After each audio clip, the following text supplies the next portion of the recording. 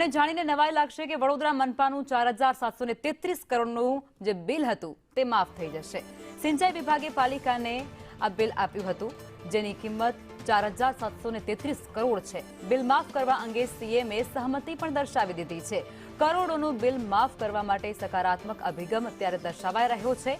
વડોદરામાં પાનમ યોજનાના વિવાદનો હવે અંત આવશે।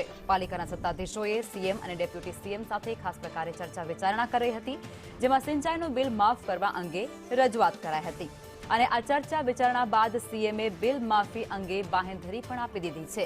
મોટી રકમ ભરવાની નોટિસ સિંચાઈ વિભાગે આપી હતી, ત્યારે શું વડોદરા મનપા બિલ ભરવા માટે સક્ષમ નથી તેવો સવાલ પણ અહીં ઉદ્ભવી રહ્યો છે। પાણી વાપરવું છે તો પછી પૈસા આપવા નથી તેવું શું કામ અહીં જોવા મળી રહ્યું છે।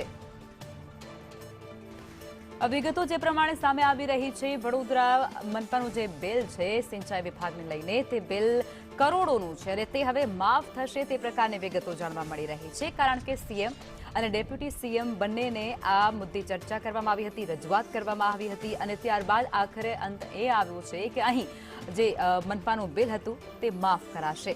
પાણી વાપરવું છે તો પછી પાણી માટે પૈસા નથી આપવા તેવું અહીં સાબિત થઈ રહ્યું છે।